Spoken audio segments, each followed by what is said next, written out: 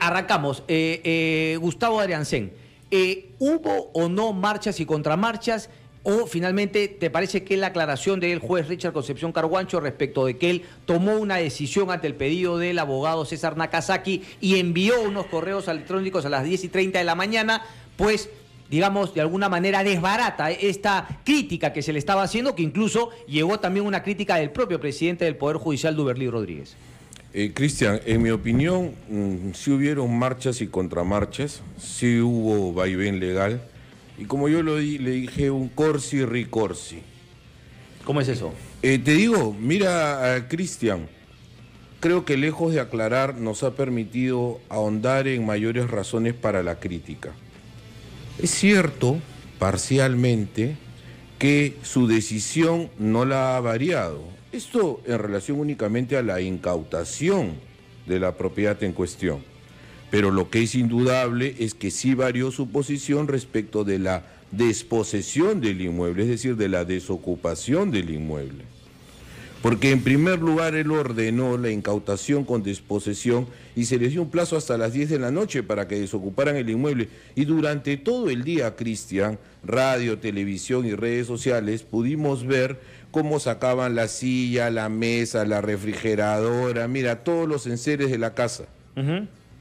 Pero el único que no se enteró de ese suceso durante todo el día fue Richard Concepción Carhuancho, quien según propia manifestación, a pedido de Nakazaki, ordena la suspensión a las 10:20 de la noche, 10:30 de la noche, cuando ya todos habíamos visto que el inmueble estaba vacío. Es decir, él no solamente no estuvo enterado que ya se había producido la desocupación del inmueble, sino que además no tiene asesores, asistentes, nadie para que le informe. Y él prácticamente a ciegas daba esa resolución, la número 3 a las 10:30 de la noche, notificándola según él, vía correo electrónico, vía llamada telefónica, por todas las vías. ¿Con qué propósito? ¿Acaso él no se pudo enterar lo que todos los peruanos sabíamos a las 10:30 de la noche, que ya los humanos habían dejado la propiedad? ¿Qué sentido tuvo de ordenar la suspensión por 30 días de la desocupación del inmueble si este ya se había producido? Tanto que se había producido que él horas más tarde tiene que dejar sin efecto esta resolución diciendo subtracción de la materia, es decir, como ya se fueron, ya no tengo nada que cambiar. Cristian, lo que te quiero decir es que sí hubo variación, marcha y contramarcha, corsi, ricorsi, en relación a lo que fue la desposesión del bien, la desocupación del bien, la misma que hasta el momento se ha producido. Y lo más grave, Cristian, sin tener en cuenta lo que el propio Richard Concepción Carhuancho ha dicho. ¿Qué?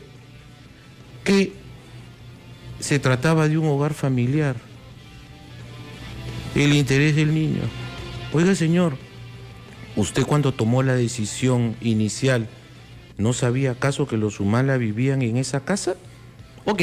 ¿No estábamos enterados todos que así era? Doctor Lamas Puccio. Sí, mira, yo coincido con lo que acaba de señalar Gustavo, pero además quería agregar algo que es importante. Me parece mal que un juez esté saliendo a los medios de comunicación a defender sus resoluciones. ¿Por qué? Porque un juez... Porque muchas veces se pide eso, ¿no? Que el juez... Una cosa es que lo pidan y otra cosa es que el juez lo acepte. ¿Por qué? Porque existen los canales protocolares dentro del Poder Judicial para poder informar de una manera más adecuada a la opinión pública. Pero un magistrado, como tampoco un fiscal, puede salir a los medios de comunicación a emitir opiniones sobre lo que están resolviendo, o en todo caso incluso un fiscal que le pide al Tribunal Constitucional que oriente su decisión. Eso ha sido algo inaudito, inédito, que yo conozca en mi vida profesional. Nunca se ha podido ver que un fiscal o un magistrado salga a defender posiciones como si fuera un abogado que defiende un caso. Y por otro lado, el tema de fondo, ¿no? Si realmente procedía o no procedía la incautación. Porque si nos ceñimos estrictamente a lo que establece el Código Procesal Penal, la incautación es una medida cautelar, pero que tiene por objetivo exclusivo impedir que se sigan realizando actividades dentro del inmueble que persiguen consolidar el delito que es objeto de juzgamiento. En este caso es materialmente imposible que eso haya podido suceder, primero que todo porque el matrimonio Ollantumala han estado casi 9 meses privados de su libertad. En segundo lugar, eran pocos días a los que habían recién logrado la libertad a través de la resolución del Tribunal Constitucional. Y tercero, porque si realmente había esa premura o esa eventualidad, ¿por qué lo hicieron ahora y por qué no lo hicieron antes? Porque la misma norma procesal establece que la incautación incluso se puede realizar en la etapa anterior a la investigación preparatoria. ¿Por qué esperan ahora que el Tribunal Constitucional emitió esa resolución? Y porque además hay información en los medios de comunicación en la que parecería que ha habido un concierto de voluntades por parte del fiscal o los fiscales y el juez para poder emitir una resolución en los términos como ya lo conocemos. Sí, pero eso es, digamos, es grave lo que le está mencionando. ¿Cómo ha sido una concertación de voluntades? Se supone que el doctor Concepción Carguancho, es un juez de control, es un juez eminentemente garantista, que su función no es juzgar, su función es controlar que las partes no cometan arbitrariedades o se excedan en sus atribuciones. Okay. Para eso está Concepción Carguancho, no está para otra cosa. Okay. Entonces, si a mí como juez de control, como juez garantista, el fiscal viene y me hace un pedido que no tiene ninguna proporcionalidad... ¿Usted cree que no tenía ninguna proporcionalidad por lo que me acaba de explicar? Claro, yo simplemente le digo, mírame, esto que usted me está solicitando es improcedente, porque es contrario y porque además yo no tendría cómo fundamentarlo. Ok, pero Carguancho dice que o sea, él tiene otro razonamiento. Que él haya tenido otro razonamiento. ¿Cuál es el razonamiento? Nos lleva a pensar de que es una concertación de voluntades. El razonamiento que puede prevalecer es solamente el que establece la ley, porque los razonamientos implican una vinculación con el fundamento y el objetivo que persigue la norma. No es porque yo sea magistrado y tengo criterio de conciencia. Sí, pero doctor, pero cuando él no cumple la ley, eso se llama prevaricato. Yo no quiero llegar a esos extremos. Pero eso es lo que me está diciendo. Yo estoy dando una opinión sobre un análisis de todo lo que ha sucedido en este contexto. Pero si, a lo que veo es que si queda un espacio para el análisis, pues tampoco, digamos, no sé si es justo decir, bueno, el señor es un prevaricador, bueno, no se llega a tanto, pero ha habido una concertación de voluntades, o sea, pero digamos, se sentiría que ambos, tanto fiscal como juez Concepción Carguancho, quedan dolidos por cómo el proceso cambia, cómo sus decisiones quedan sin efecto por un tribunal constitucional y ellos dicen, bueno, a esta pareja igual las castigo, ¿qué más podemos hacer? Por ahí es un poco lo que me plantea usted. No, es que es un hecho objetivo e incuestionable, no se puede negar que ha habido una relación de carácter procesal entre el fiscal y el juez, porque el juez actúa sobre lo que el fiscal le solicita. Sí, se lo solicita con todas las formalidades, pero hay una relación. Sí, claro. Una relación en la cual no ha estado participando la defensa. Entonces, el juez de control, que es un juez que analiza las diferentes circunstancias y tiene que actuar con cierta ponderación, él tiene que evaluar, porque su función ahí es para controlar la igualdad de armas. Sí. Sobre la base de los principios que están establecidos en la Constitución. O sea, ¿usted cree que el juez Concepción Carguancho ya un poquito se ha tirado y prácticamente ya parece parte y aliado de la Fiscalía? Lo que le pidió el fiscal, lo acató, lo cumplió y lo ejecutó. En esos términos están las resoluciones y están lo que estamos analizando en este momento. Correcto. Porque el juez no puede haber actuado de mutuo propio, tiene que haber un pedido y... Lógico, no puede actuar de mutuo propio, tiene que haber un pedido de la Fiscalía y a usted le parece que, o queda claro que el juez le aceptó todo lo que le planteó el fiscal Juárez Atoche sin hacerle ningún cuestionamiento. Bueno, habría que ver en qué términos el fiscal lo fundamenta, porque no solamente es un pedido verbal o por escrito, sino que tiene que desarrollar todo un análisis sobre las razones por las cuales es importante, fundamental, tomar una medida de esa naturaleza. Quiero hacer la pausa, perdón, Gustavo, y regresamos, luego te toca a ti, pero también creo que es importante la aclaración respecto de la diferencia, ¿no?, entre la incautación, porque ese es un punto importante, o sea, porque él decía, bueno, le tenemos que quitar la casa de la cual probablemente ha sido conseguida de una actividad ilícita, pero esa no es la naturaleza. Para eso está el embargo. La incautación, para eso está el embargo. Claro. Eso justamente quería que nos lo aclare. Solamente una cortita. Si ese es el espíritu de la decisión de incautar, ¿sí están de acuerdo con que se hayan incautado las cuentas, no las propiedades, las cuentas? Posiblemente las Porque cuentas. las cuentas sí podría estarse haciendo. Si es que hay un lavado, que es la teoría del fiscal, a través de las cuentas podría estar haciéndose actividades para... La objeción que surge es por qué ahora y no antes. Ok. Pausa y regresamos con Gustavo Adriancén. No se muevan. Seguimos conversando con Gustavo Adriancén, exministro de Justicia. durante el gobierno, claro está, de Ollantumala, y Luis Lamas Pucio, abogado penalista. Déjeme hacerle la pregunta, ¿usted por un momento defendió a Ollantumala Naidén? ¿En algún momento no? No, yo he sido objeto de algunas consultas. Ok. Yo he sido abogado de Alejandro Toledo, más bien en la etapa de Coteva. Ok.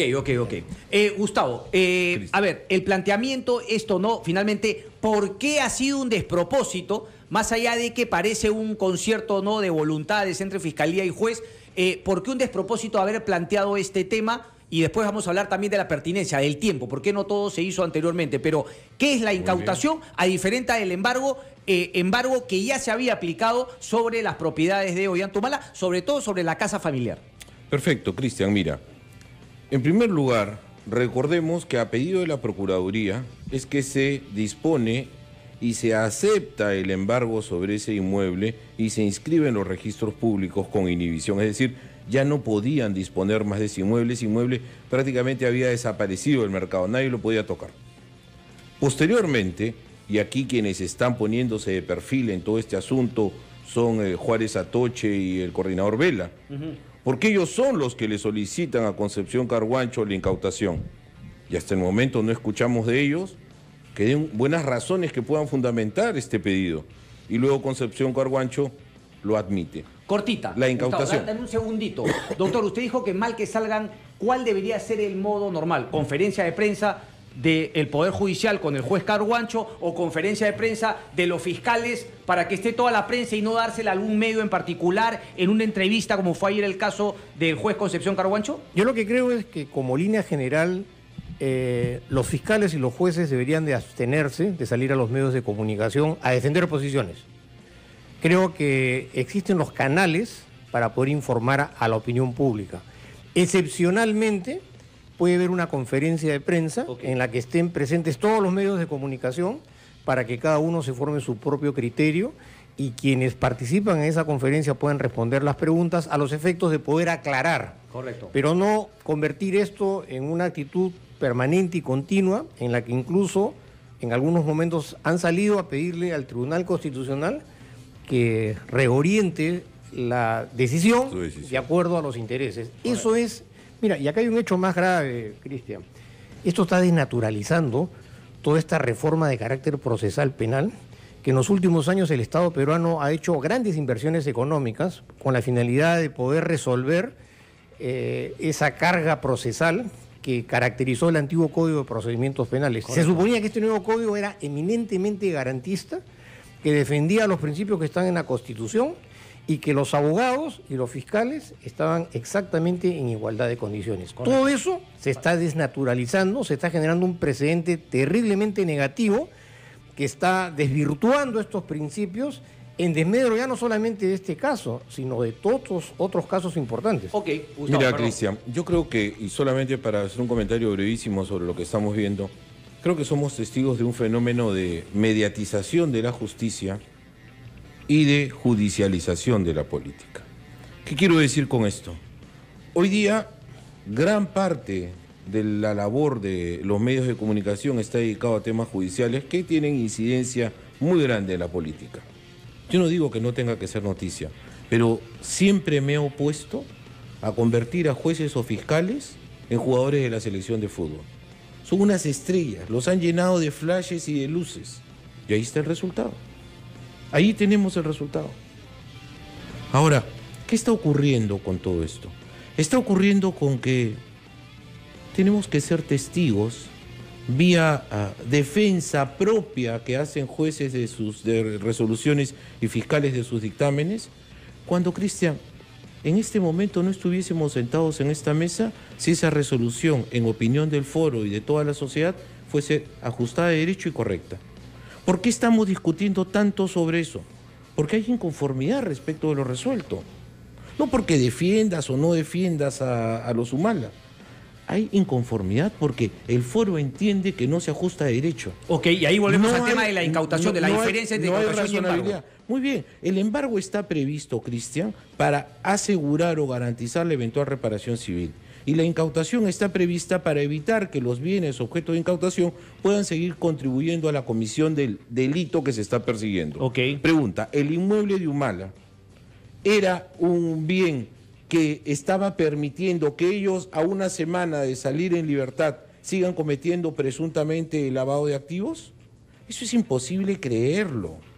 Como tú hiciste una acotación hace un instante, las cuentas eventualmente se podrían recibir dineros y desembolsar dineros y continuar con el lavado, pero un inmueble familiar, entendido así, mira, Cristian. Ok, pero uno de los argumentos fue cómo pueden quedar, ¿no?, y disfrutar de una casa que probablemente, palabras del fiscal, creo, o no sé si del juez, con un inmueble que se ha conseguido con orígenes ilícitos. Esa no es la finalidad de la incautación.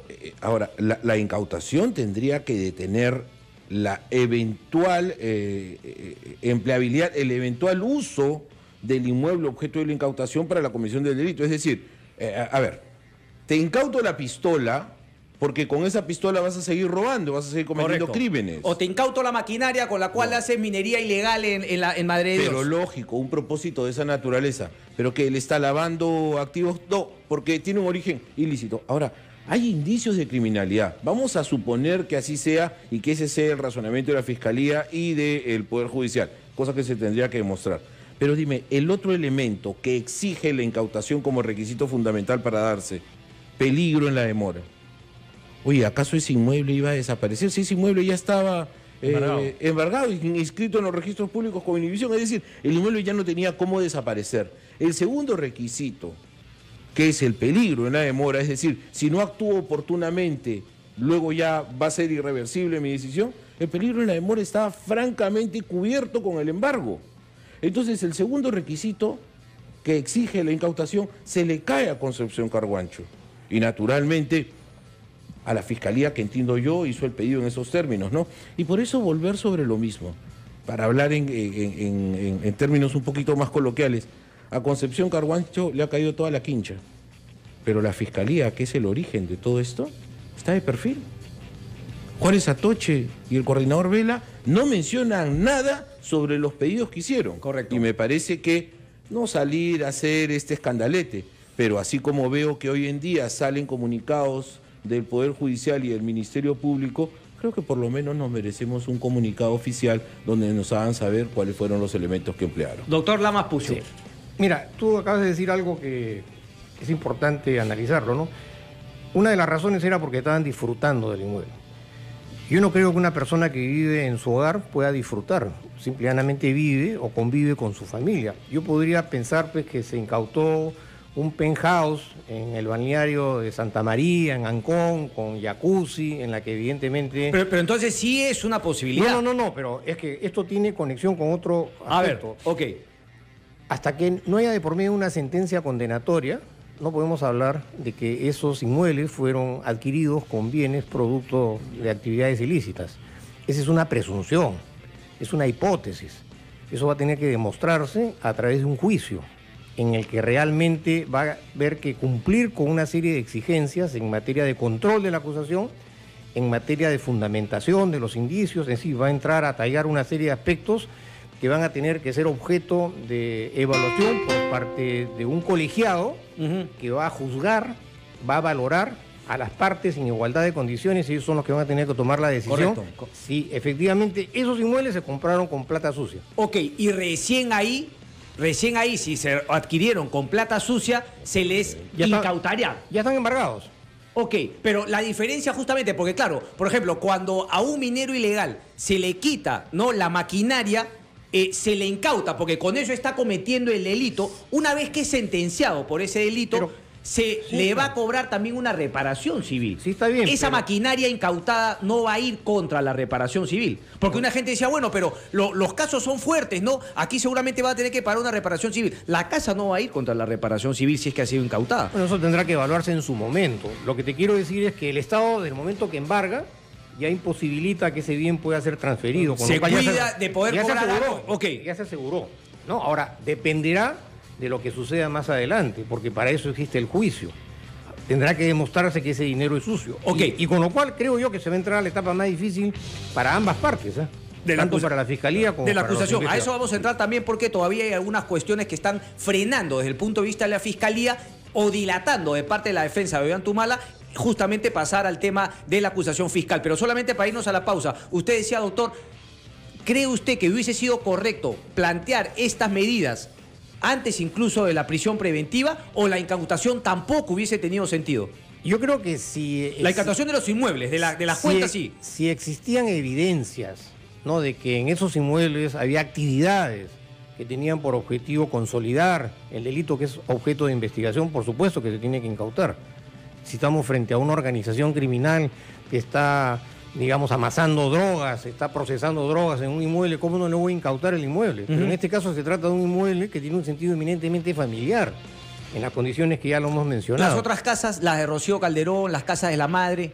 Yo creo que...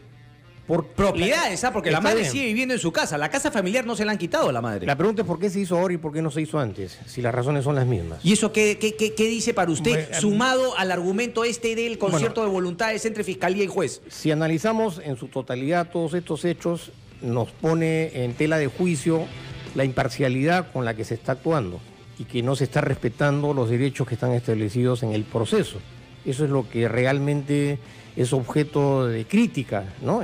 ¿Por qué? Por todas las razones que acabamos de explicar. Correcto. Una breve pausa y regresamos. Gustavo Adriancén y Luis Lamas Pucio nos están acompañando justamente para conversar sobre este tema. Una breve pausa y venimos. Vamos a hablar sobre la acusación fiscal que ya debería plantearse, pero que el fiscal Germán Juárez Atoche insiste, sostiene, está siendo dilatada por la defensa de Ollantumala Nadine Heredia. Regresamos. Seguimos conversando con Gustavo Adriancén, Luis Lamas Pucio.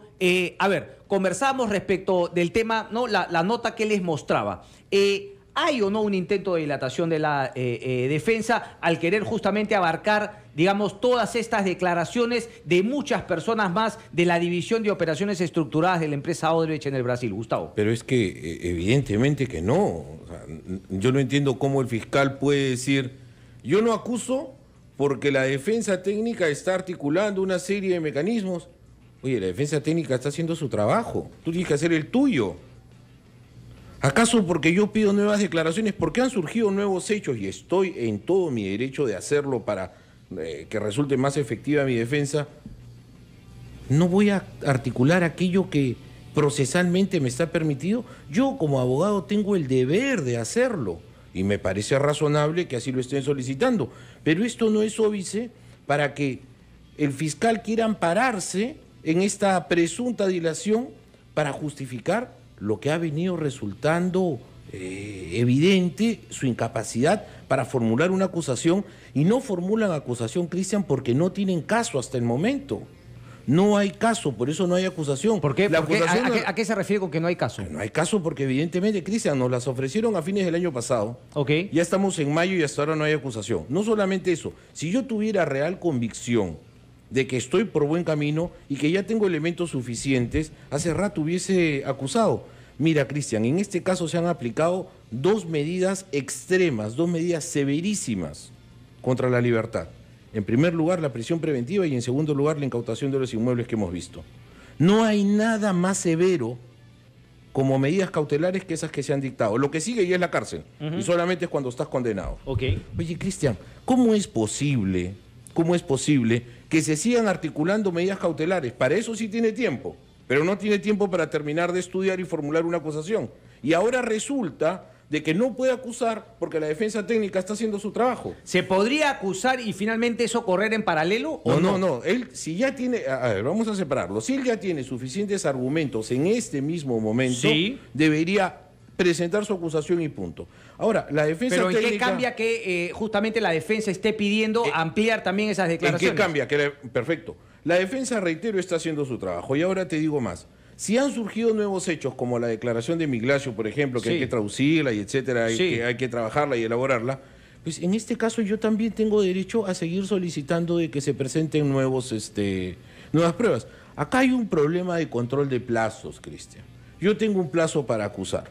Esos plazos tienen que respetarse y dentro de esos plazos se tiene que actuar y formular la acusación, más allá de lo que se pueda estar solicitando y de las pruebas de que yo tenga que estar actuando. Entonces, fijémonos en primer lugar en los plazos y en segundo lugar, fijémonos en la importancia, en la pertinencia que tienen estas nuevas actuaciones.